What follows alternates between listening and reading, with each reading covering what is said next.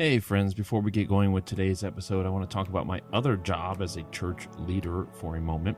Look, we've all worked really hard this past year and burnout is real. That's why I'm excited that my friend Chris at Delmar has released a new program called Rethinking Evangelism. Now, you probably don't know my friend Chris, but he has been a marketing master for 15 years. Now he wants to help churches learn the same digital skills he has been teaching companies that whole time. Rethinking Evangelism is a revolutionary program that will give your church the tools and training you need to finally enter the 21st century.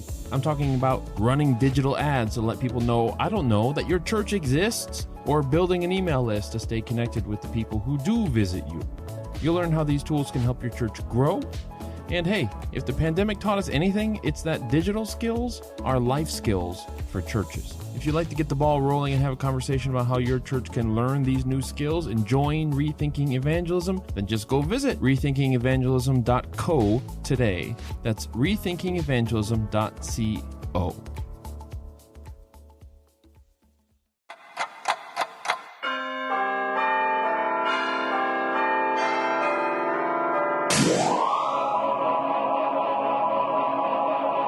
Today, October 22, is a very significant day in the history of our beginnings. All right, welcome back to the Adventist History Podcast, everybody.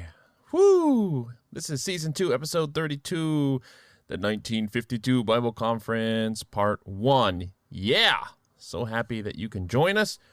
Just to clue you in on what we talked about last time. Last time we stepped back and talked about the Centennial Celebration of 1844. That took place back in, well, do your math, 1944. 100 years, guys. 100 years since 1844.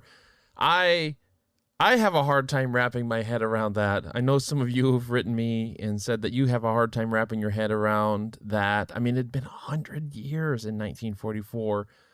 And, we just talk about William Miller and those events in the Millerite movement so much that it always seems recent. It always seems more recent than it is. I also talked about how the church had spent some time talking about the 175th anniversary, I guess it was. And how we're not actually too far away from the 200th anniversary here, which is going to take place, of course, in 2044. How do you think the church should commemorate that? You think there's a difference between it being 100 years and 200 years? I don't know. Anyway, so just by way of a reminder, our social media person / producer / jack of all trades, Jason Vanderlaan, and I sat down for a discussion. We're doing this video thing on our YouTube channel, and you can find that at Adventist History Podcast, I think, on YouTube. I'm starting to transfer things over to Adventist History Network because obviously we have more than this podcast now. We have the Adventist Pilgrimage Podcast with Michael Campbell and Greg Howell, which is doing really, really well as well. I produced that one, and those guys lead it. So that's a little bit more academically focused. But anyway, so we're trying to kind of broaden our horizons here, maybe publish some books or papers someday. And if you have anything you want to send in, we'll be happy to take a look at it. Just kind of popular things along those lines. Anyways, so if the last episode was a step back, because we had covered the post-World War II era, the rebuilding era, in our episode When the Smoke Cleared, and then we took a step back a couple years to deal with 1944. Now we're going to take a leap forward, and we're going to talk about the 1952 Bible Conference. We're going to start talking about the 1952 Bible Conference. I want to just set your expectations on that because we're trying to get here from the late 1940s to 1952. So we've got to get moving here. We're going to start with the 1950 General Conference session. All right. The 1950 General Conference session must have seemed a little surreal because the Great War was over. But also the war was only beginning. Thousands of Adventists had again descended upon San Francisco mere weeks after 75,000 North Korean soldiers invaded the South. They crossed the 38th parallel and invaded the South. While America had only limply supported the South Korean government before that point, the invasion was immediately cast in terms of this new Cold War that this wasn't just a civil war between Koreans. This was a part of the great controversy between democracies and communists around the world. All right, that attitude. And great controversy. Words were chosen intentionally, people. As Adventists walked the streets in San Francisco, they no doubt read headlines like this one from the San Francisco Examiner, which came just a few days after they would have arrived. Churches back action in Korea, which described how the World Council of Churches had voted to endorse the sending of troops to Korea. They would have read reports like military officials were instructed not to tell when a unit is transferring its sailing date, its strength, or its equipment. So you had to be careful what you reported on. If you happen to see a unit marching down the streets, looked like it was heading toward the docks or something, you're not supposed to say which unit is that. Don't publish it. Don't let it out. Trying to disguise that military strength. Some voluntary censorship is what the government was calling for yet again. And it's like, didn't we just go through this? Didn't we just deal with all this? Oh, man. Now, the early days of that war saw some intense fighting, and some Adventists at the GC session were worried about their families back in Korea.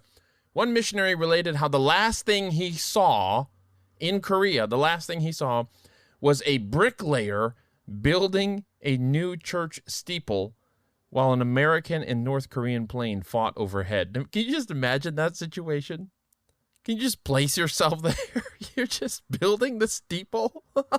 You're laying bricks. And then just overhead, these planes are like fighting to the death. And you're just kind of going about your job. Oh, man. What a mess war is.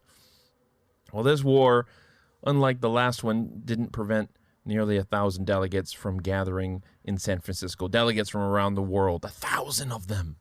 Boy, Adventism is growing.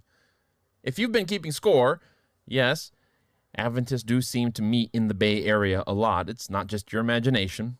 9 of the first 16 GC sessions of the 20th century were held in the Bay Area. That is more than half of the GC sessions there. The first 16 in the 20th century were held in the Bay Area. 1 in Oakland, the rest in San Francisco. They usually met in the Bill Graham Civic Auditorium. That's what it's called today. It wasn't called that then.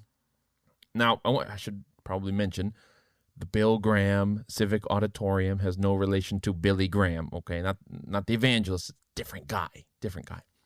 The Civic Auditorium was also home to the Opus 500, which was built to be one of the largest pipe organs in the world, and it was estimated 7,500 pipes, and the thing weighed 40 tons. 40 tons! Now, you can see it today if you want. It's actually boxed up in the basement of the building. It's too expensive to restore after it was damaged by an earthquake in the 80s. So it's just kind of sitting there hoping somebody will, I guess, produce the funds to fix it and relocate it. And you can imagine with an organ like that, one of the biggest organs in the world. You can imagine how much Adventists were looking forward to playing that sucker. So maybe that's why they kept going to the Bay Area. I don't know. San Francisco welcomed the Adventists much like Adventists are welcomed today during GC sessions. If you've been to one, then you understand. Local businesses put signs in their windows, and local politicians come out to greet the session. You know, they come out and say, "Greetings from the city of whatever," or sometimes other politicians will come out as well.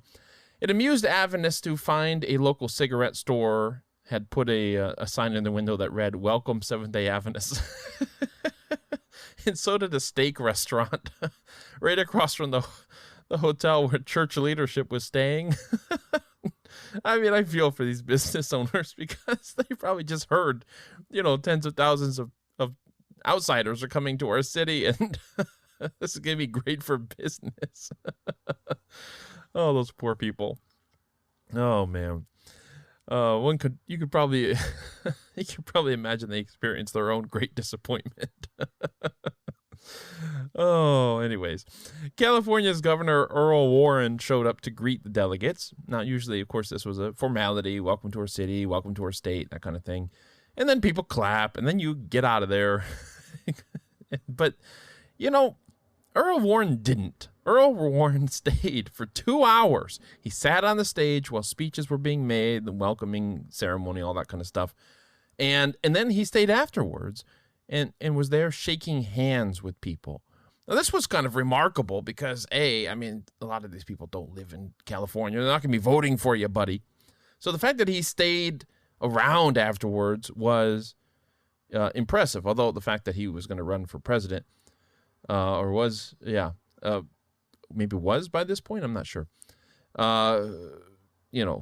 May have something to do with that. But anyways, it impressed the Adventists. Carlisle B. Haynes reported that Warren was heartily applauded by the delegates, and by staying longer than he needed to, he, quote, notably enhanced the esteem in which he is held by all who know him, end quote.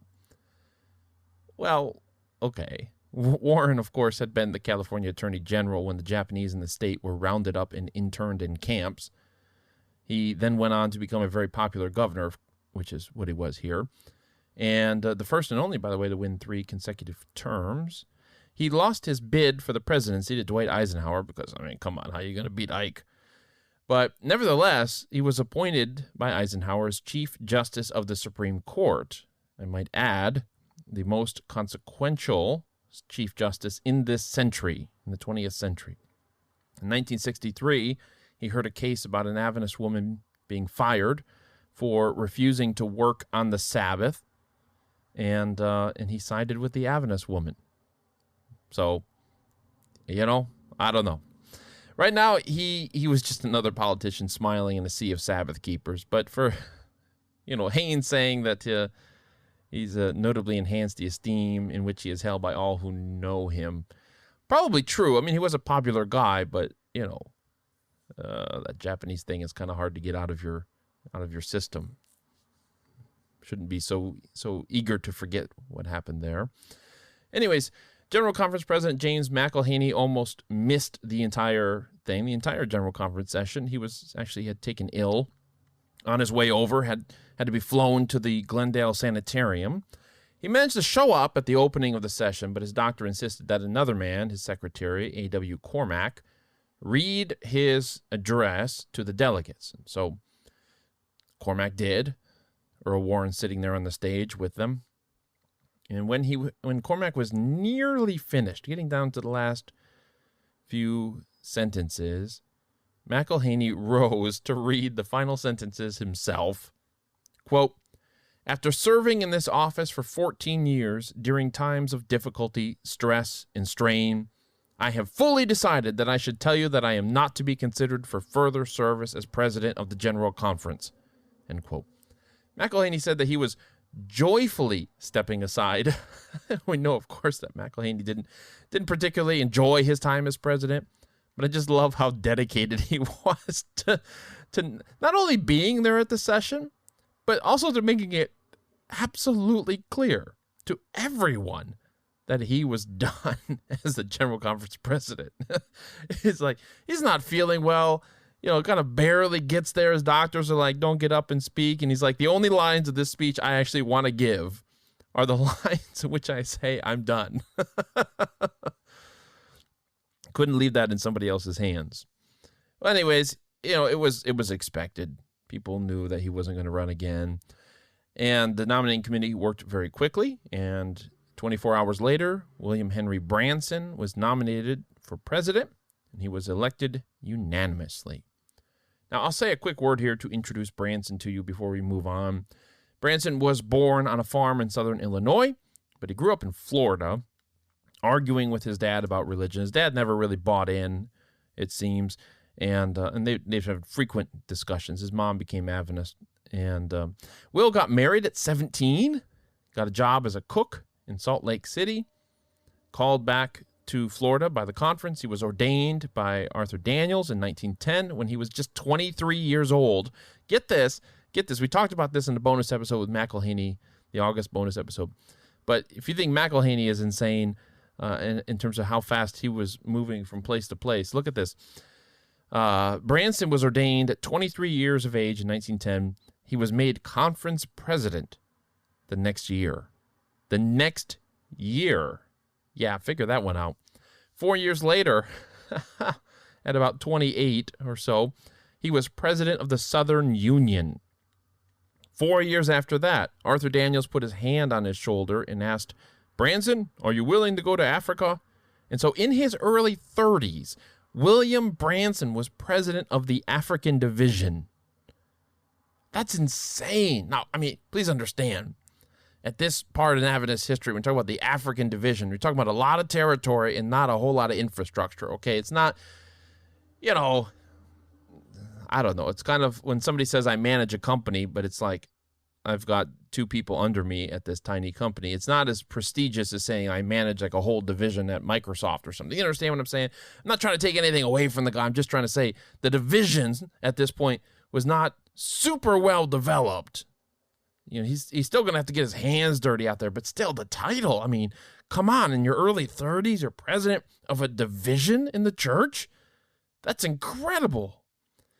He would move on to China, and from there to the president's chair.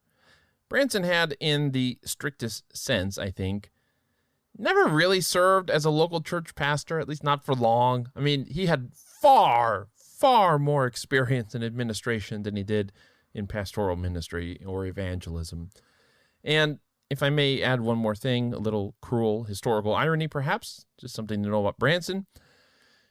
He could be a bit of a kind of a red-headed, zealous bulldog wanting to defend the faith of the church.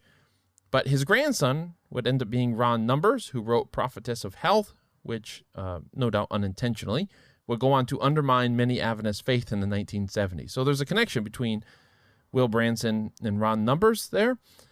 And so it's just kind of, it's a little bit of an irony that one was so eager to defend the church and the other one less eager to defend the church, we'll say. Anyways, one of Branson's priorities was to see another Bible conference. The last official Bible conference had been held in 1919, which was behind closed doors, if you remember. And while many found it refreshing and helpful, it had also kind of blown up in Arthur Daniels' face because our old friend Judson Washburn, who I should remind you is still alive and still ornery in 1950. Yeah, anyways, that guy kind of helped make sure it blew up in Daniels' face.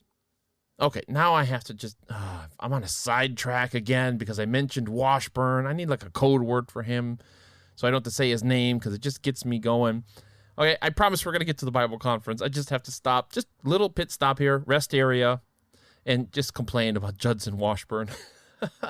In May 1950, a few months before the GC session, Washburn received a letter, I think probably from his old collaborator Claude Holmes, speculating about who might replace McElhaney as president. Like I said, it wasn't a big secret that he wanted out. So we're going to assume Holmes wrote the letter. It's just very, very likely. Anyways, the letter said, quote, I do not see much presidential timber in sight, end quote, meaning he didn't think there were many qualified people around to become the next General Conference president after McElhaney. And the letter was just typical of the pair. They shared a conspiracy theory that Arthur Daniels never actually finished his book before he died, his last book, that it was ghost written by somebody else, maybe Leroy Froome. They complained about church leaders. They resolved to oppose this newfangled interpretation of the daily from Daniel 8, which, guys, was something that started 40 years before. And it's just this kind of, the tone of the letter is just so common to the letters that these two share, where it's just, they're just kind of picking at people. Did you hear this? I heard this, kind of a tone. Washburn was again at this time circulating a letter he had received from 1910 where Ellen White basically said that she had lost all faith in Arthur Daniels. I mean, just kind of really very, very loosely paraphrasing here. She had lost all faith in Arthur Daniels over the daily controversy. So, this was a testimony. Somebody said that they heard Ellen White say that back in 1910. So Washburn was circulating it again here in the 1940s. And this time another Arthur, not Arthur Daniels, but Arthur White, Ellen White's grandson, called Washburn's tactic misleading and said that he didn't think that 1910 document was authentic, and so Washburn should not be circulating it. Now, Claude Holmes also did his best to recruit President Branson to his cause. Holmes was trading shots with Leroy Froome at the time, was hoping that Branson would join the crusade. And Branson was out of town when Holmes's letter arrived at the office, and so Branson's secretary wrote Holmes back to acknowledge receipt of the letter. The secretary wrote that it was nice to see that Holmes was still contending for the faith. Holmes wrote to Washburn, quote, "I like the sound of this kind of letter. A lot can be read between the lines," end quote. Now, whether the secretary was just being nice, right? Like, hey, good to see you're doing well and you still got that fire, that zealous fire in your heart, or whether the secretary was signaling, as Holmes wanted to believe, that he was a fellow ultra-conservative in the fight, we may never know. Holmes died a couple of years later. Washburn would follow in 1955. Both would continue agitating to save the church from error until the very end. It's interesting, though, how their arguments in the 1920s caused such a splash, such a scandal in the church, and yet by the 1940s and 50s, when they're playing the same cards, it kind of, I don't want to say it barely made a difference, but let's just say it didn't make the same impact it had made back then. Okay. I'm going to breathe now. Whew. I apologize for this rare medical condition called being triggered by Washburn and Holmes. I understand that there is no cure. Anyway, now that that's out of my system, we can move on. The 1952 Bible Conference was a blossoming of Adventist scholarship. Ever since Adventists began feeling free to attend other universities to receive doctorates in the early 1900s, it was only a matter of time before they felt the pull to assemble together and perform that ancient academic ritual of reading papers to each other in the same room. Scholars had begun banding together in the early 1940s in forming the Bible Research Fellowship, but this made church leaders nervous, particularly Branson, and it was shut down. Now, the church didn't shut it down. Branson just said that he doesn't think it should exist, and of course, being good Seventh-day Adventists, they voluntarily disbanded. Okay, we'll talk about that more about that later. The 1952 Bible Conference was this blossoming of Adventist scholarship because it was the start of this decade of Adventist scholarship that produced the Bible Conference, of course, then the Seventh-day Adventist Bible Commentary, and after that we have like a book like Questions on Doctrine, right, which is kind of a that's going to be a fun series of episodes, okay? But like they really start to get active. We start seeing these scholarly societies after the Bible Research Fellowship closes. It's replaced by another, and then another, and another, right? And we're getting these scholarly societies popping up in the church after this point. And they begun collaborating on these projects. They've been collaborating ever since. In the Bible Research Fellowship, we see this a kind of calcification of an academic elite in the church. Those are people who, while loyal to the church, nevertheless want to professionally interact with their counterparts in other denominations, or no denominations, right? The non-religious or non-Christian. Some would see that as dangerous. These are the academic elites who would like to be free to ask questions, be free to explore topics.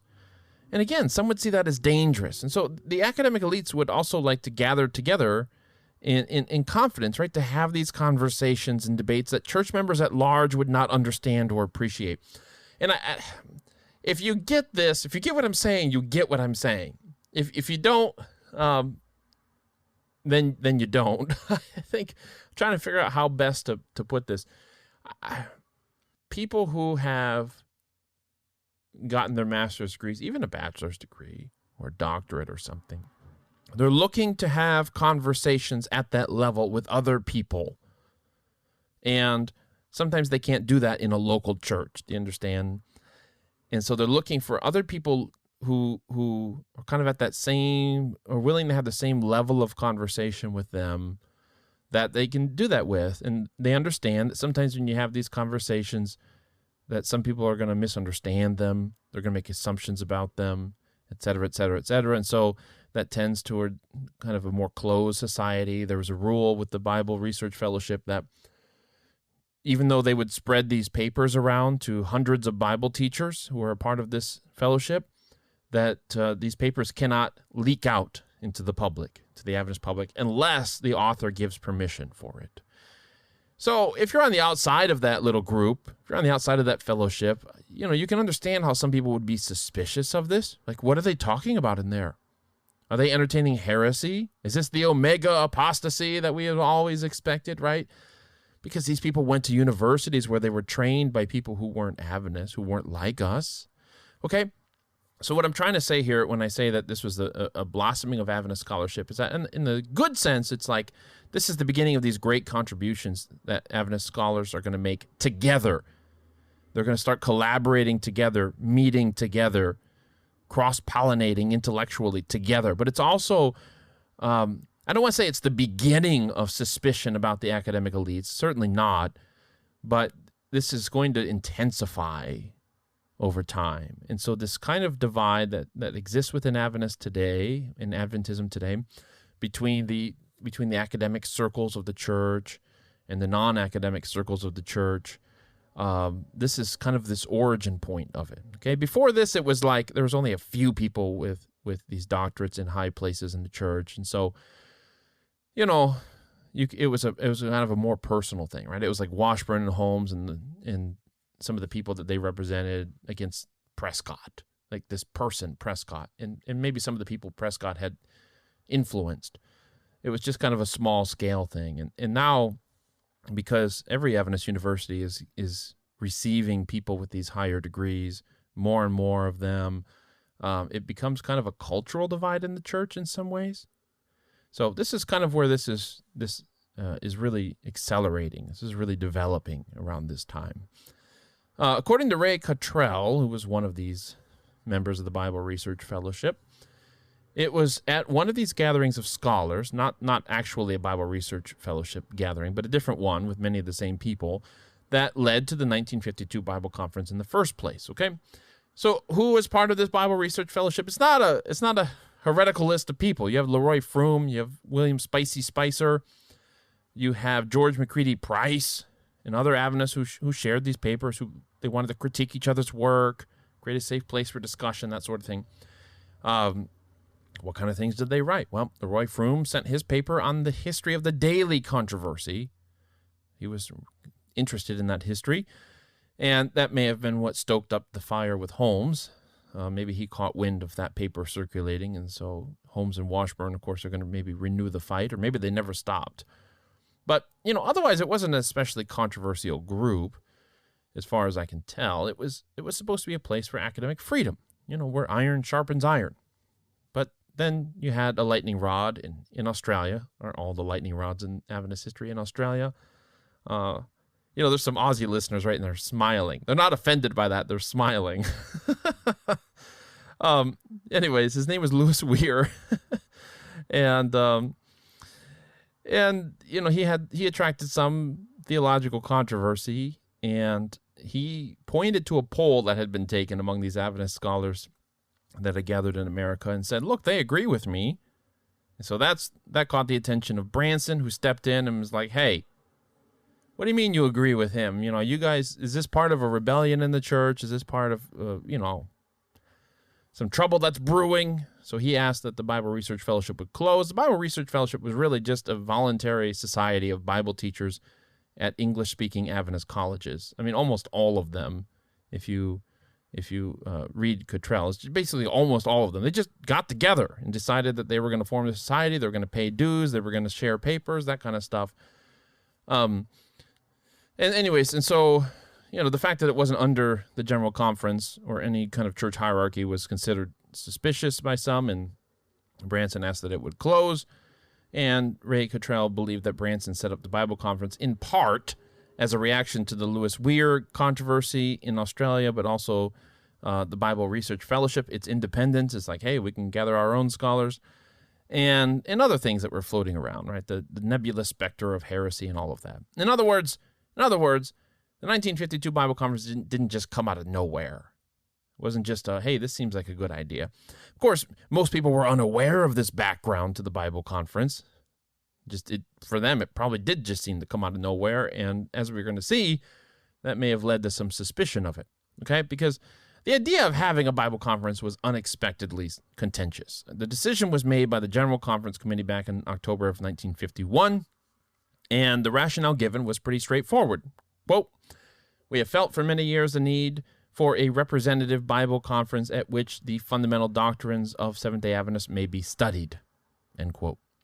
14 topics were to be included, such as the central theme of our message, righteousness by faith, the latter rain, what does it mean to finish the work, in other words, and how shall we reach the great cities, and finally, the place of prophecy in our preaching. I mean, as you can tell from these topics, they're interesting topics, they're kind of general topics, and this is what was going to be discussed at the Bible conference.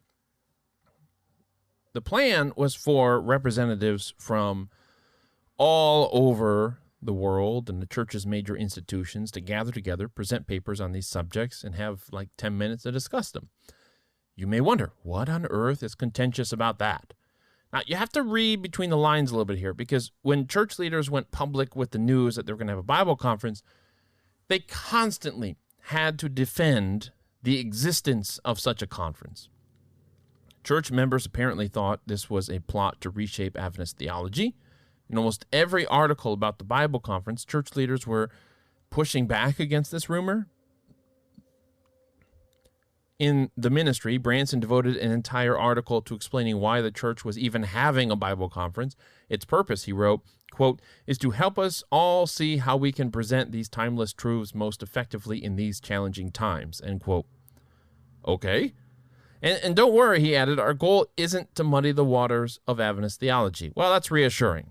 Francis Nichol, editor of the Review, echoed skeptical Adventists when he wrote, quote, "Is it the purpose of the Bible conference to reconstruct the rugged scriptural framework of these doctrines, or perhaps even to discard some of them? Why not devote our energies wholly to gathering men and women into the safety of the divinely erected Advent house of refuge?" End quote. Right, so he's reflecting the concerns that he's hearing, that the Bible conference is here, like, what are they going to do? Just kind of rebuild our doctrines because they can't change them. They can't take them away. So what's the point of just gathering together to once again arrive at the truth of the Sabbath?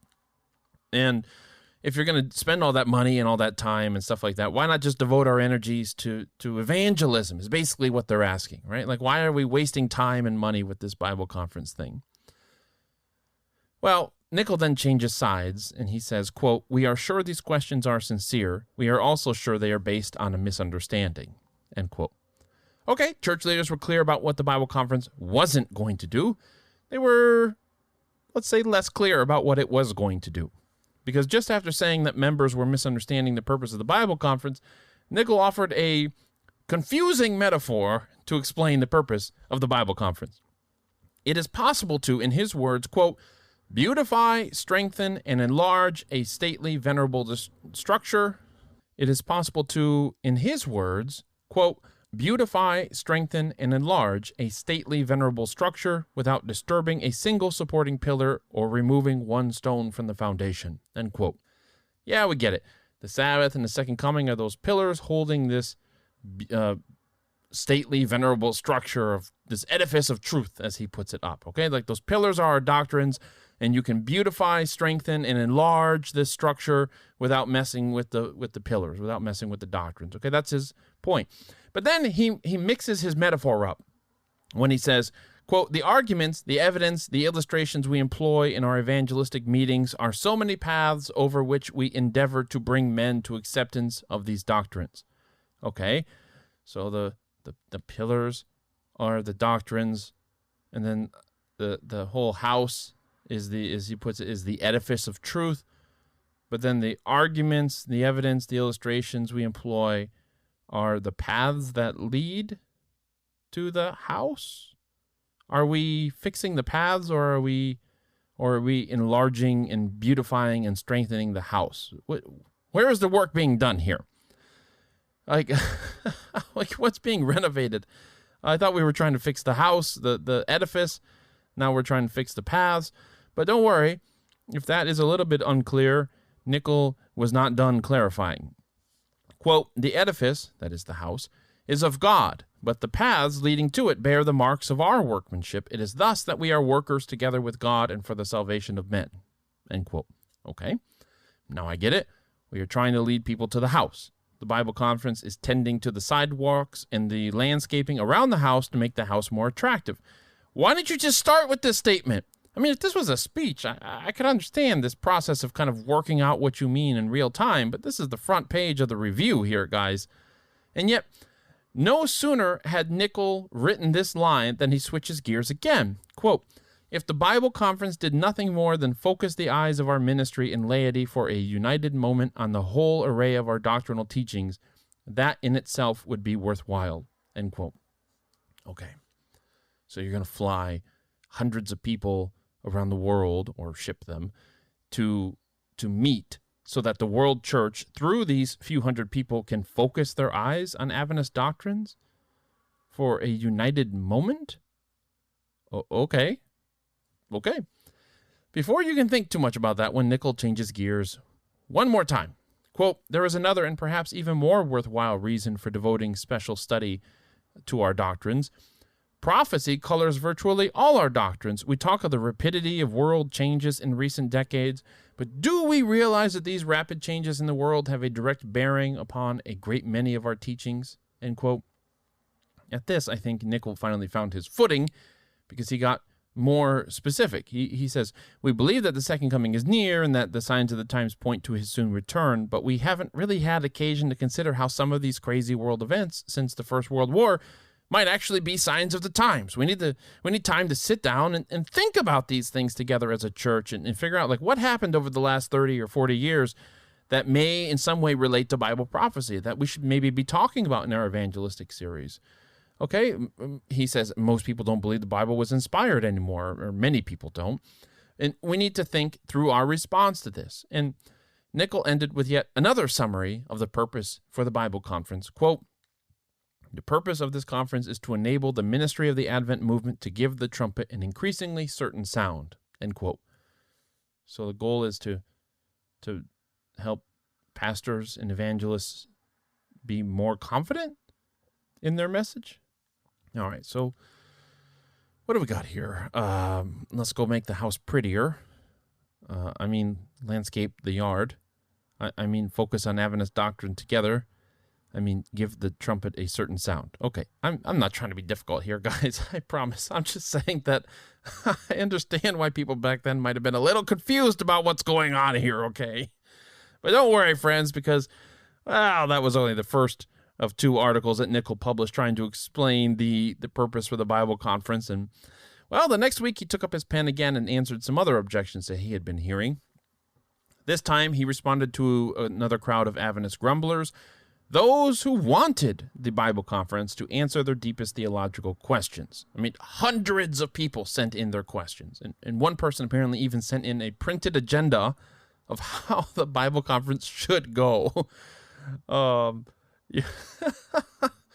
Oh my goodness. You have these Adventists out there. They probably exist everywhere, these people, but you have these Adventists out there who who still do this stuff. It's like dozens of people or more will plan a general conference session, and you'll have some dude in Word print out how he thinks it should go and just sends it in as if the people who plan it are just going to say, "Oh yeah, this is the better plan. Let's just change it up."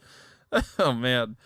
I love that. I want to meet that guy who sent in the agenda already printed, right? Not just some notes, but just, I'm going to print it out for you. This is what it should look like and how things should go.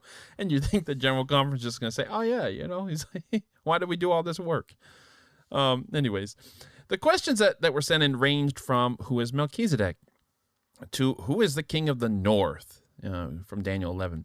And it made sense because a gathering of Adventist scholars from around the world is the perfect place to ask your questions about the Bible, although that last question might have been related to Lewis Weir, because that was a question he had been addressing. And of course, church leaders knew that once you go down the road, that road at least, where you start answering everybody's questions, the members of the Bible conference would never be permitted to leave.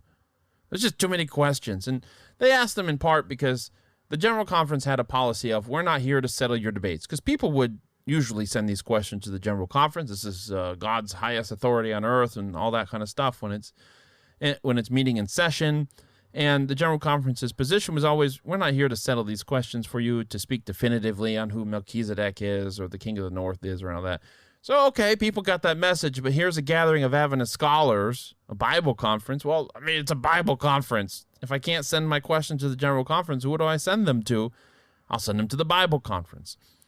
But, there's just too many questions. And in order for this meeting to be useful, the organizers believed it has to be really focused. Nichols said that 68 hours or so were available for discussions, and that this wasn't enough time to consider what he called secondary matters. Of course, Branson and company got to decide what was a primary matter and what was a secondary matter, didn't they? And it was somewhat arbitrary, or entirely arbitrary, because Branson said the conference would deal with issues that touched upon salvation, not what he called, quote, a lot of side issues that have no direct bearing on the plan of salvation, end quote. Well, okay, fine.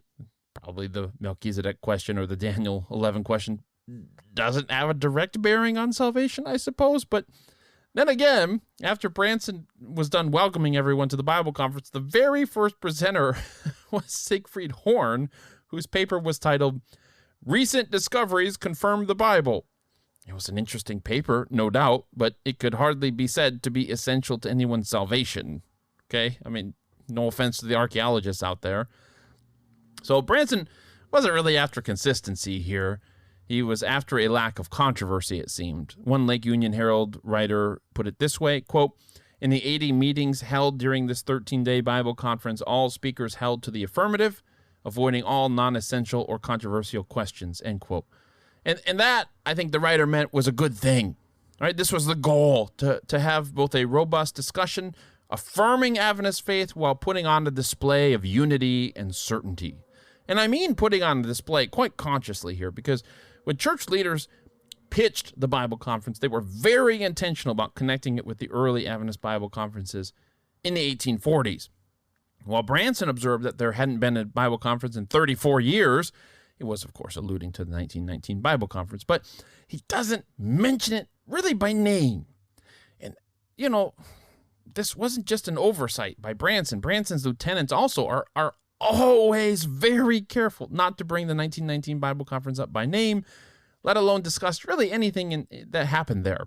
Leroy Froome wrote an article for the ministry entitled Our Earliest and Latest Bible Conferences. And Froome doesn't mention the 1919 Bible conference at all. When he says the earliest and latest, he meant the first ones and this one, not the 1919 one in between. It's as if the 1952 Bible conference was a direct successor to the one in 1848. I mean, you'd be forgiven for forgetting the 1919 one ever happened. Now, Nichols does mention it in one of his two articles in the review, but only in passing. Branson, in explaining the purpose of the Bible conference, said, quote, we meet at our world headquarters in Tacoma Park, Washington, D.C., not to find new and untried ways or teachings, but rather to build on the solid foundations laid so well in the Bible conferences of 1848 and later, end quote. 1848 and later? The 1919 Bible conference might as well have just never happened, because in a sense, I mean, maybe for them it didn't, because the records of the conference had been lost, not destined to be discovered for another 20 years. But they still knew something about it, okay? They still knew it happened. They still knew who was involved.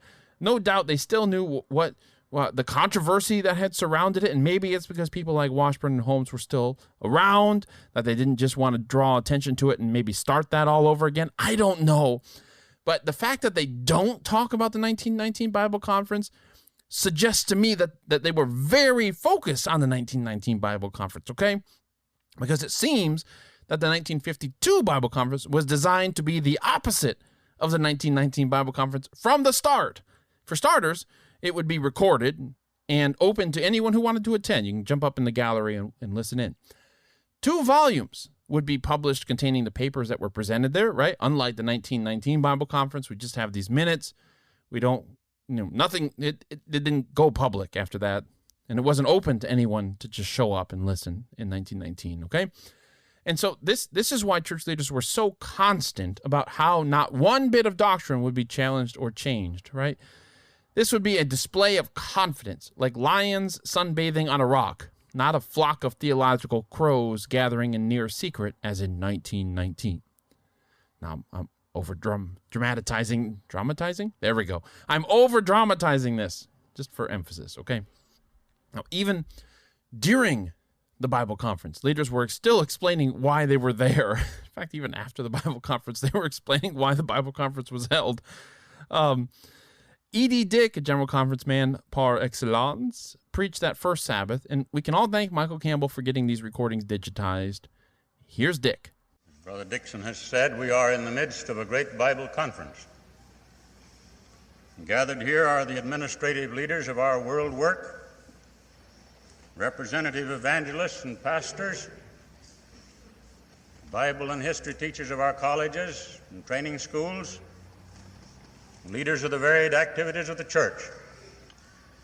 We are met together to examine the foundation pillars of our message.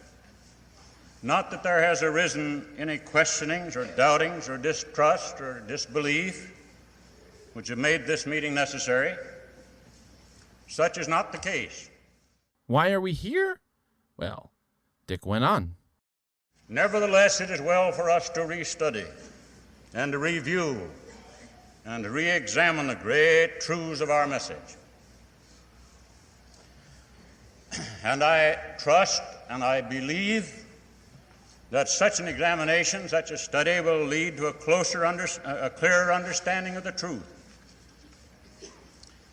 and a clearer conviction of their correctness and a deeper appreciation of their beauty and a fuller sense of their uniqueness and their importance and their imperativeness. Every presentation has been strong and helpful. And I trust that there may arise in the hearts of all, as the result of this Bible conference, a new dedication of our lives to the living out of these grand truths which have made us a people. We are here to restudy, review, and re-examine in hopes that it will lead to a better understanding of the truth. Every presentation has been strong and helpful. Every one of them. The 1952 Bible Conference has never really been the most interesting thing in Adventist history. I mean, anything that is just so clean, so conscientiously uncontentious isn't going to be terribly interesting, right? It's staged in a sense. What were the stakes? What were the stakes? What's at stake here? There were controversies. There's always controversies going on in the church, but there's no great challenge here. There's no great theological challenge here. It seems to me that one of the points, at least as far as the Adventist public was concerned, was to just project confidence in a world of growing doubts, to show spiritual strength while some were wavering. The Bible Conference was a response to the world that Seventh-day Adventists are still standing, that they're not slipping, they're not going away, they're not eating at each other and destroying each other like other denominations had been doing. They're not doubting, they are consistent. And that's not to say, of course, that the papers were all mere pageantry. They were very real. People walked away from this thing really feeling like it was one of the greatest experiences of their lives. Like many people felt that way in 1919 as well, by the way. It had real value.